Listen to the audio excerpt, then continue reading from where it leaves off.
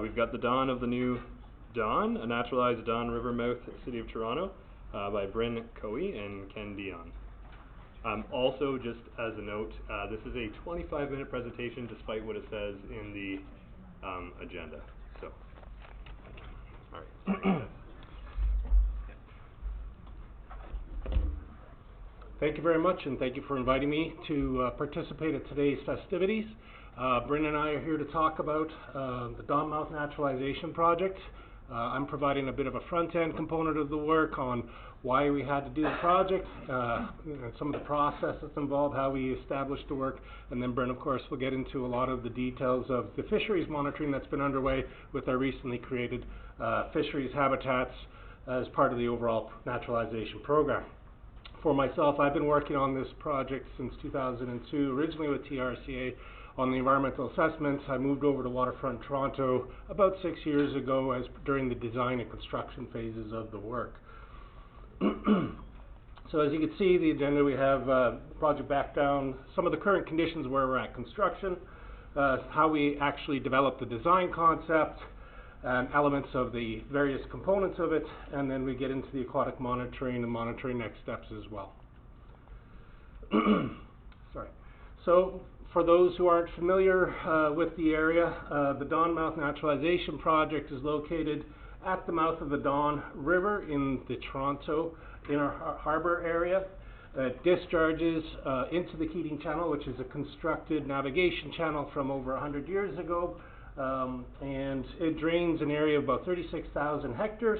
It is one of Canada's most urbanized streams, with the majority of it in different types of urban land uses, and covers 4 different municipalities, coming from the Oak Ridge Moraine in the north and flowing into the Inner Harbour. This is a map from the 1793. This basically shows what was here previously before we did such great work at the mouth, changing its character. It was the location of large volumes of sediment coming down the Dawn watershed, meeting with sediment flowing along the longshore through longshore drift from the Scarborough Bluffs, creating a massive barrier beach system in which a very large 600 hectare coastal wetland had formed within that protected area. It also continued on, the longshore drift sediments continued beyond that embayment area, creating a protected harbour, which actually became a major reason why the City of Toronto was formed in the first place. It provided a very good sheltered harbour for a growing city, as well as for defensive from a military perspective in this area. Of course, we've changed it a bit since then. A heck of a lot of lake filling has occurred over the last 200 years.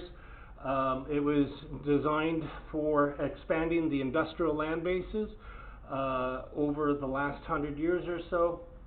And as part of it, you can see there really is no longer an influence of the longshore sediment drift within the area. And we still have to deal with the large volumes of sediment that do come down the Dawn River on an annual basis. Unfortunately, it no longer connects directly into Lake Ontario coastal processes, so it becomes an element of the river that we do have to manage for. After we created the landmass that filled in that wetland, we decided to put a lot of industry on it, of course.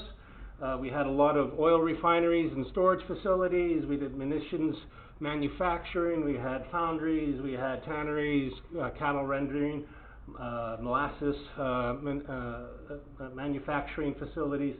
So all of that created a big legacy of contaminants within the soils. And so we do have a really challenging situation where we wanted to bring back a naturalized river mouth within this area, and how do we prevent creating physical habitat creations that attract fisheries and other wildlife to an area where we do have a legacy of a lot of contaminations. It was also because we did fill in a wetland. We basically had about 1.5 meters above typical Lake Ontario water levels as a result of the lake filling, and that made it very flood vulnerable. And this was a major impetus of why we're actually moving forward to the naturalization of the mouth of the Dawn, is to eliminate this flood risk that was created as a part of the lake filling process, so that the city can move forward with intensive revitalization activities over the next 20-30 years.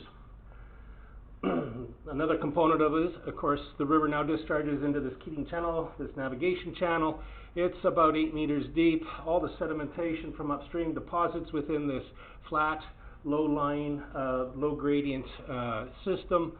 And with the vertical dock walls and the lack of riparian area, it provides very, very poor fisheries habitat and other riparian habitats for other wildlife within the area.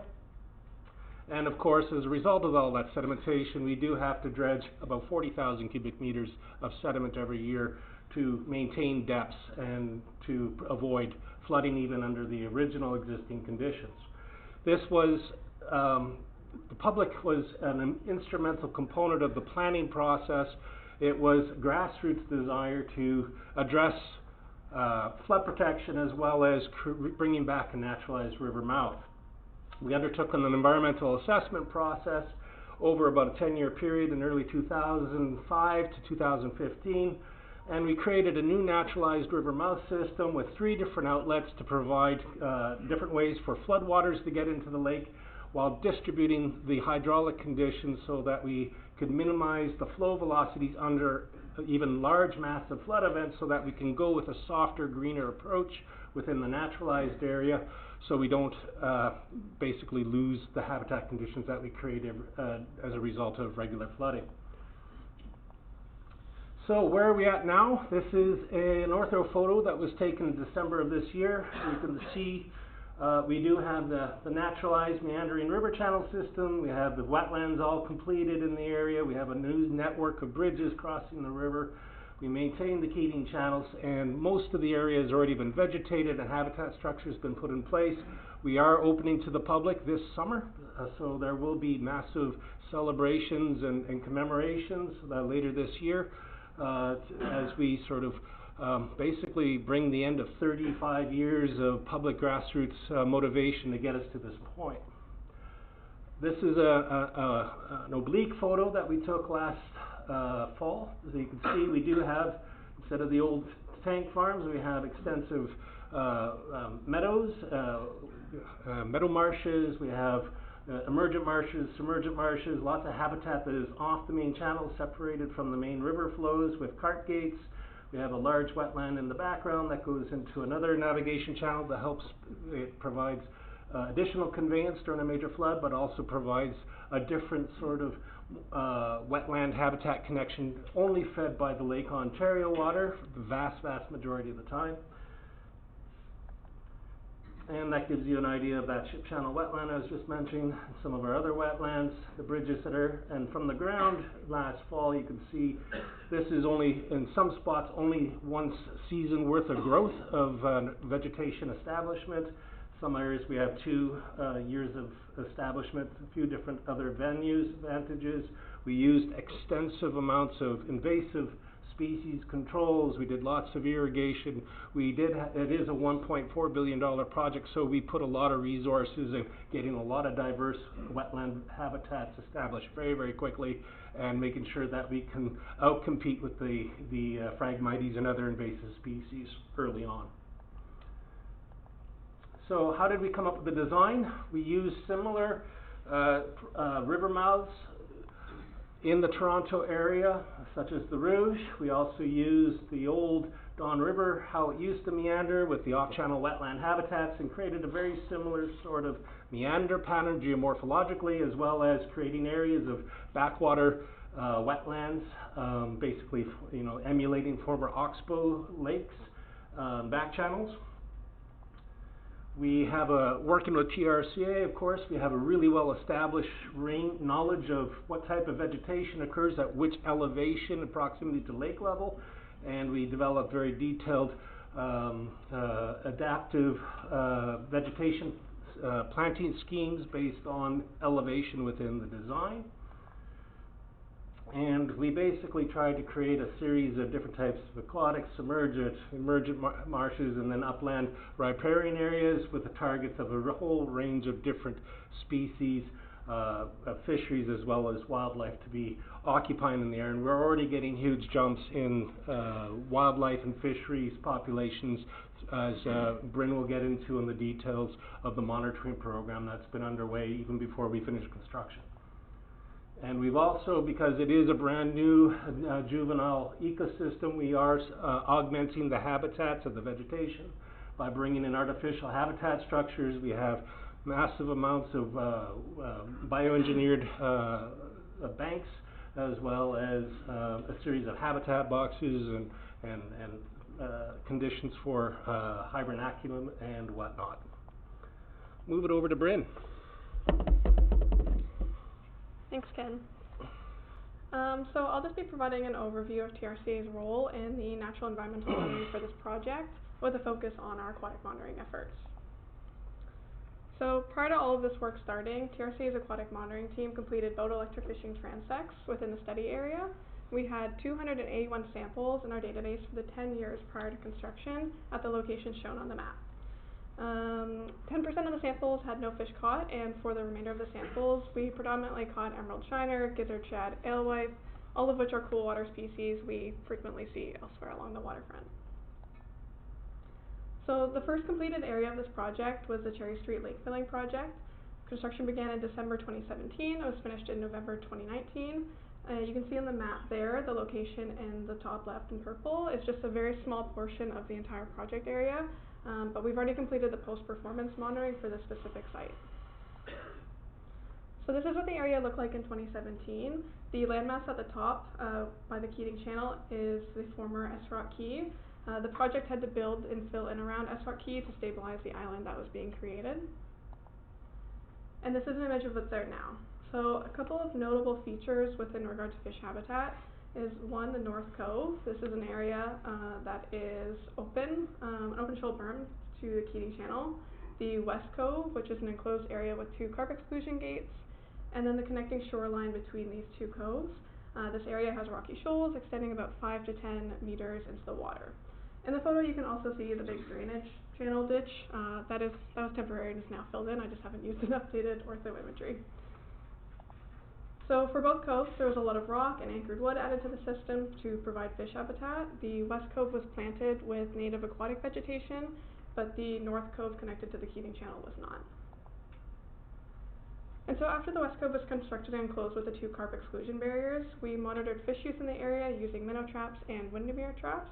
Our surveys identified 11 different fish species utilizing the newly created habitat. Notably, none of the 3 most common species observed during the pre-construction sampling were found in the cove post-construction. But however, it's worth noting that this is more of a warm water fish community than the cool water of the lake. Additionally, no common carp were detected inside the cove, just demonstrating the effectiveness of the carp exclusion barriers. So just a short video of the fish in the West Cove and some habitat features. The majority of this fish in the video are largemouth bass. I actually took this video in 2021, not long after the cove was complete, so it's safe to say that fish found the cove pretty soon after it was completed.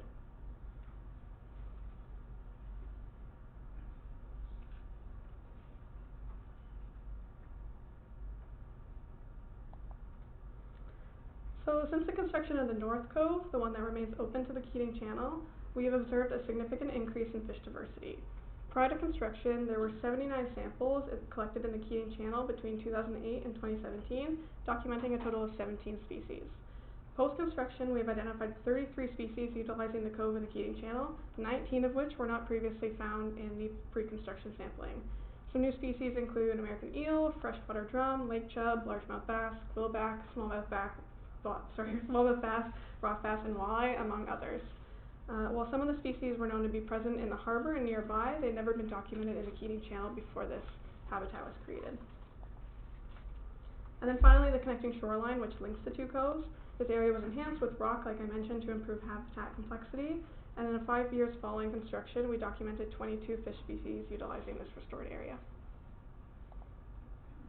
And so we've already seen some exciting results from that sub-project. I now want to focus on the New River Valley. This photo was taken before the New River Valley and wetlands were flooded, showcasing the habitat features Ken mentioned that were added and are now submerged underwater. So visible here are elements like submerged log tangles, rocky shoals, deep pools, and basking habitat. And as construction continued at both ends of the river valley in 2024, TRC didn't have access into the new river valley yet to monitor. However, we continued to monitor the slit that now serves as the new river mouth, which is good because fish were already very interested in the area. For example, we have electrofished this area 45 times since 2015, and last year was the first year we've ever captured northern pike, quillback, and pumpkin seed at the slit. Also, as part of our acoustic telemetry study in partnership with Fisheries and Oceans Canada and Carleton University, we're tracking fish movement to monitor the response to habitat creation in the Toronto Harbour. In spring of 2024, we deployed a buoy in the new river mouth that tracks tagged fish and monitors various water quality parameters in real time. So far, we have records of northern pike, common carp, white sucker, largemouth bass, and even lake trout using the area. Largemouth bass, common carp, and lake trout are also species that we had not seen using this slit prior to 2024. Last year, we tagged 60 fish to be part of the study, bringing the total of fish tracked in the Toronto Harbour to 110.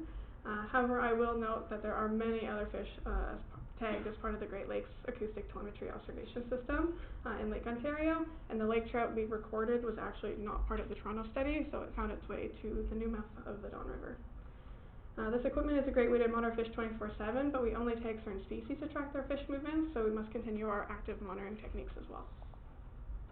And so although the river was not fully connected when we made these discoveries last year, Canoe Cove, a coastal wetland created at the entrance of the new river mouth, was and likely contributed to us finding fish utilizing this area so soon.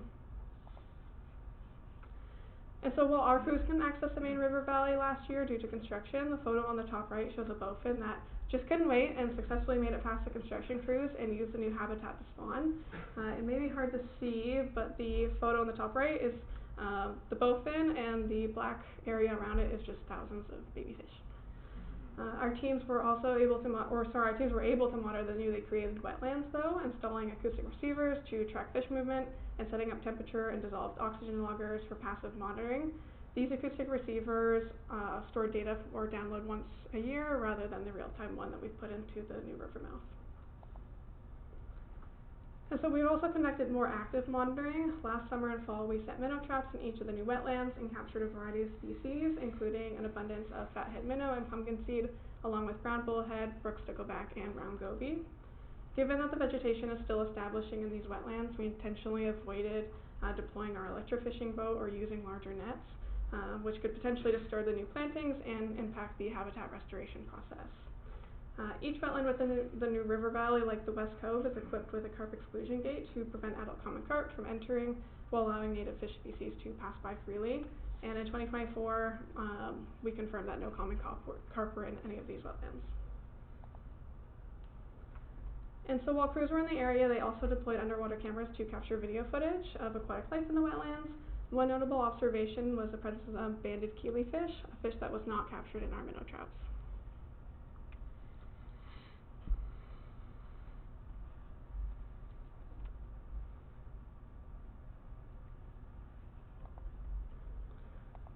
So in terms of next steps, 2025 is the official start of our 5-year post-performance monitoring program as part of the environmental assessment for this project. The monitoring program is designed to ensure that the desired outcomes related to the project are achieved and are effective. In regard to the objective of naturalizing and rehabilitating the mouth of the Don River, TRC's aquatic monitoring team will be building on last year's efforts and continue much of our sampling aquatic work, while also introducing some new components as well as finally making our way into the new river valley.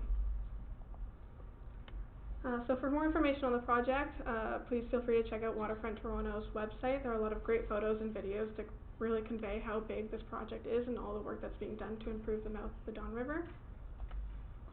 And thank you.